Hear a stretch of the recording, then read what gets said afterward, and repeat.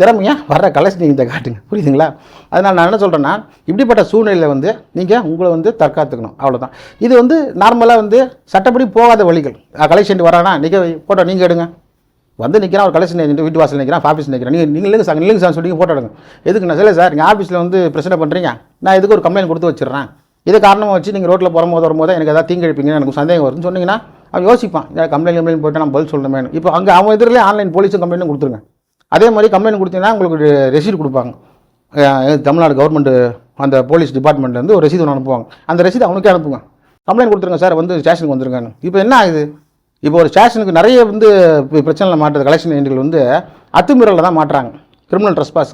நீ போகிற ஓகே, பணம் கேட்குற ஓகே, நேதிக்கே ஃபோட்டோ எடுத்தா தேவையில்லாமல் ஃபோட்டோ காட்டு, செல்லை காட்டு, கேஸ் போட்டாங்கன்னா கண்டிப்பாக சிறைக்கு போகிறது உறுதி, புரியுதுங்களா? அதே போல் வந்து ஒரு கலெக்ஷன் ஏஜென்ட் அத்துமீறினா முதல்ல நீங்கள் கையில் எடுக்க வேண்டியது உங்கள் செல்ஃபோனை தான். நான் வச்சிங்க. ஒரு படத்தில் வந்து ஒரு நடிகர் சொல்லுவார், ஒரு சட்ட புத்தகத்தை கையில் எடுங்க, அது படிங்க, சட்டத்தை பார்த்து தெரிஞ்சுங்க. இப்போ அதுக்கெல்லாம் டைம் இல்லை, டிஜிட்டல் இண்டியா ஆகி போச்சு. கையிலே வச்சுருக்கீங்க ஆண்ட்ராய்டு ஃபோன், ஒரு ஃபோட்டோ எடுங்க, நான் அந்த கம்ப்ளைண்ட் கொடுத்துறேன் சார், நீங்கள் ஸ்டேஷனுக்கு வாங்க, நான் சொல்லுவேன் ஃபஸ்ட் எடுத்தோன்னே நீங்கள் பண்ணுங்க சார், நாங்கள் பார்த்துக்குறோம், நாங்கள் பார்க்காத ஸ்டேஷன் ஆனுவான். ஆனால் உண்மையிலே உலகத்திலே பயந்தவங்களும் யாருன்னா இந்த கலெக்ஷன் ஏஜென்ட்கள் தான். அவங்க தான் உண்மையான பயந்தவங்களிகள். ஏன்னா ஸ்டேஷன் தான் உங்களுக்கு கொஞ்சம் அலர்ஜி. ஏன்னா போனாலே வந்து கேட்க ஒரே கேள்வி, அதுமாரி வீட்டுக்கு போனியா, ஃபோட்டோ எடுத்தியா, சரி உட்காருன்றோம். மாதிரி இதே கிடையாது சார், பணம் வாங்கி தரணும், அது நீ கோர்ட்டில் பார்த்துக்கப்பா, நீ ஏன் வீட்டாண்ட போனேன், அங்கே போய் ஏதாவது பிரச்சனை பண்ணினாக்கா நீ சட்ட ஒழுங்கு பிரச்சனையாயிரும், நான் தானே பதில் சொல்லணும்னு சொல்லிட்டு ஒரு ஸ்டேஷன் ஹவுஸ் ஆஃபீஸர் அப்படின்றது, ஸ்டேஷன் ஹவுஸ் ஆஃபீஸருங்கிறது வெளி மாநிலத்தில், நம்ம ஊரை பொறுத்த வரைக்கும் இன்ஸ்பெக்டர் இல்லை சப் இன்ஸ்பெக்டர், இவங்க சொல்லி உட்கார வச்சுருவாங்க.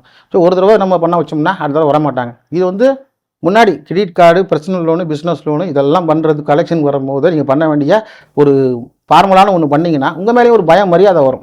நிச்சயமாக ஒரு மனுஷன் மேலே மனுஷன் மரியாதை வச்சிருக்கணுங்க. ஒருத்தன் அந்த பணத்துக்காக மிரட்டவும் கூடாது, தவறான வார்த்தைகளை உபயோகிக்கவும் கூடாது. ரெக்கார்டிங் வச்சுருக்கீங்களா, ஃபோனில் ரெக்கார்டிங் போடுங்க, கால் ரெக்கார்டிங் பண்ணுங்கள். எல்லாத்துக்குமே ஒரு முடிவு பார்த்தீங்கன்னாக்கா இந்த போலீஸ் கம்ப்ளைண்ட் தான் கீழே வருது பாருங்கள். ஸோ இந்த பதிவை பொறுத்த வரைக்கும் கிரெடிட் கார்டு டிஃபால்ட் ஆகிட்டீங்க, கிரெடிட் கார்டு பர்சனல் லோன், அடுத்து என்ன செய்யலாம் அப்படின்னாக்கா அது லீகல் ஸ்டெப் வரும்போது பார்த்துக்கலாம். இப்போ நீங்கள் ஆகுறீங்கன்றதான் இந்த கேள்வி. ஆகும்போது இந்த நடவடிக்கையை நான் சொன்னது சும்மா டிப்ஸ் தான், சட்ட ரீதியாகவும் சொல்லலை, அனுபவ ரீதியாக சொல்கிறேன். இது பயன்படுத்தி பாருங்கள், உங்களுக்கு நிச்சயமாக இந்த கலெக்ஷன் ஏஜென்ட் ரெக்கவரி ஏஜென்ட் இருந்து ஒரு பிரச்சனையை சமாளிக்கிறது ஒரு சின்ன டிப்ஸ் நான் சொல்லி முடிச்சுக்கிறேன். நன்றி.